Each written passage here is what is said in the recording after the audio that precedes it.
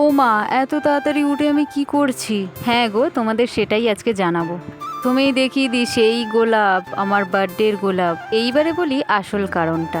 যদিও ভিডিওটা তোমরা অনেকদিন পরে দেখবে, তবুও এটা ছিল বুদ্ধ পূর্ণিমার দিন। আমি কেমন দেখো তোমাদের কতদিন পরে দিচ্ছি, ওই যে একটুও সময় পাই না গো দেবার। তোমরা আবার আমার লং ভিডিওটা বেশি পছন্দ করছো, মানে এতটা ভালোবাসা দিচ্ছ। চলো তাহলে এবার একটু রেডি হয়ে নিই। তবে পুজোতে যদি এমন শাড়ি পরা হয় তবে একটু মনে হয় যে পুজো দিচ্ছি, আর একটু ভালো লাগে আর কি। তবে এই শাড়িটা কিন্তু আমার না, এটা হচ্ছে আমার মায়ের শাশুড়ির দেওয়া, মানে আমার ঠাকুমা আমার মাকে দিয়েছিল, আর আমি পরবো বলে নিয়ে এসেছিলাম। তারপরে ভাবলাম পুজো করছি যে কালে একটু পরেই নি। সিংহাসনটাকে নতুন করে সাজিয়ে তুলেছে, তাই ভাবলাম একটু পুজো করি। ভাবতে ভাবতেই কিন্তু আমি কাজ শুরু করে দিয়েছি। তোমরা বলবে যে আমি সিংহাসনের মধ্যে ফটোটা না রেখে কেন নিচে রাখলাম। আগে থেকেই একটা নারায়ণ শিলা রয়ে গেছে, তবে আমি শুনেছি একসঙ্গে দুটো ঠাকুর রাখা যায় না, তাই নিচে নামিয়ে রেখেই পুজোটা করছি। আর আমি পুজো করছি দেখে ভাবলাম গোপালকেও একটু নিয়ে আসি, তাই আর কি গোপালকে পাশে রেখেই পুজো শুরু করেছি।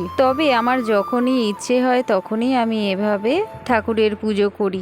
আমার মনের মতো করেই আমি পুজো করি, যাতে সবার ভালো হয়, সবার মঙ্গল হয়। আমি এটাই সবসময় শিখেছি যে ভালো যদি কারোর না করতে পারি তবে খারাপও আমি কারোর করব না।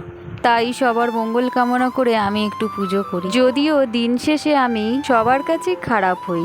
কেউ একজন আমাকে বলেছিল যতই ভালো করি বা খারাপ দিনের শেষে দোষের ভাগিদার কিন্তু আমাকেই হতে হবে। তবে আমি মনে করি ঠিক আছে, তাতেই আমি সই, কারণ আমার বিচার করার অধিকার একমাত্র ভগবানের। অবশ্যই আমি ভুল করলে ভগবান আমাকে শাস্তি দেবে, আমার কাউকে ভালো লাগতে হবে না। আমি আমার কর্মের ওপরেই নয় ফল পাবো। তো যাই হোক, চলো এসব বাদ দিই, এখন আমরা মা মেয়ে দুজন মিলে পুজোটা সেরে ফেলি। আমার পুজো করা দেখে দৌড়ে এসছে আমি তোমার সাথে পুজো দেবো। ও আমার মতো পুজো করতে খুব ভালোবাসে। এই পুরো পাঁচালিটা আমার সাথে বসে বসে প্রায় পড়েই চলেছে, আবার মাঝে মাঝে ফোনটা অন করছে আবার অফ করছে, এই করছে। মন্ত্র পড়া কিন্তু বন্ধ করেনি, মুখ চালিয়ে গেছে। এত যত্ন করে ভিডিওগুলো রেখেছিলাম, ভাবলাম তোমাদের সঙ্গে শেয়ার না করে ডিলিট করব না, তার জন্যই ভাবলাম আর দেরি করাটা ঠিক হবে না। আবার একবার পূর্ণিমা প্রায় চলেই এসেছে, করতে আমার অনেক সময় লেগে গেছিল।